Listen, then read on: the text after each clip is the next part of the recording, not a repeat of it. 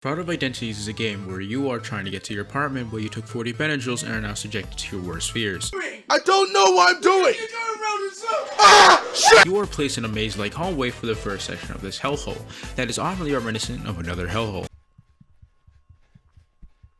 Your goal in this section is to find the big door and press the comically large button to open the big door. Of course, you aren't alone since you've taken the 40 Benadryl since that was totally a good idea. You are faced with 3 entities in this section. You have Swordman, guy who runs at you at lucrative speeds, and guy who stares at you and kills you if you look away for too long. That last guy has a long name. I only had a nice experience of only having to deal with a guy who runs at you at lucrative speeds in GWSAYAKYIYLWFTL. So your task to escape this section of a maze-like hallway. Once you do, there is another section that's definitely a different type of thing that you have to do. It's another maze, but it's a hedge maze this time. So this time there is usually only one big bad in the section, but of course the entities you face in the first section can come here. Amazing. So the main big bad here is the witch. I really don't know how she actually works, and a guy I know who's been playing this game for years doesn't really know either. How does the witch work? Because I'm always having an issue with it.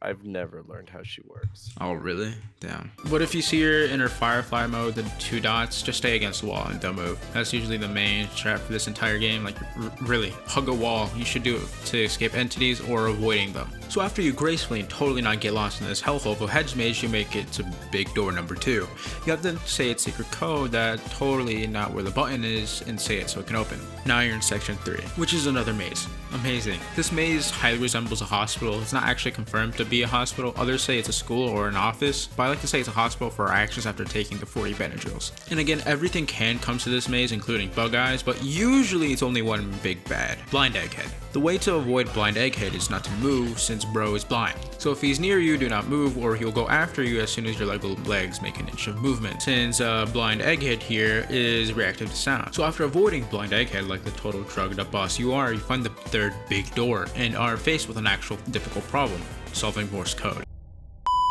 It's kinda easy to solve. My friend's words, not mine. But of course, blind Egghead loves to be there when you're solving it and making the most obnoxious noise ever, making it hard to solve.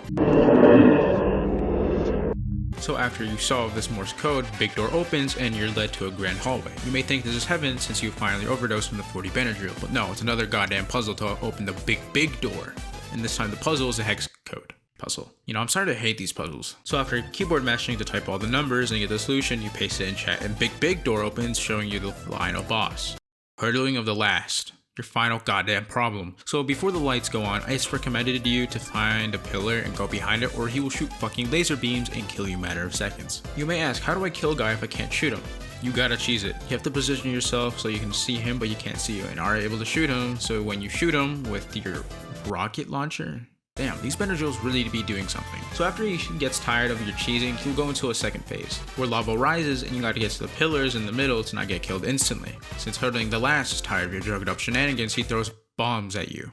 Awesome. To avoid these comically large bombs, you just gotta move. You should have another friend who is better than you to help you with this boss. After you fully shoot him with enough rockets to enter country, he finally succumbs to his wounds and dies. And you finally become sober from the 40 Benadryl drug trip you were in and wake up and get kicked in the end. This game is really fun with friends, especially with friends, since doing this solo is way harder than it should be. There is a chapter 2, but it's sadly abandoned by the creators with no further plans to continue on with the project, which is really sad since the game seems to be really promising, but it's sadly not going anywhere. But Identity Fraud is a really fun game that I can recommend to you, so I give this a 4.5 bucket hats.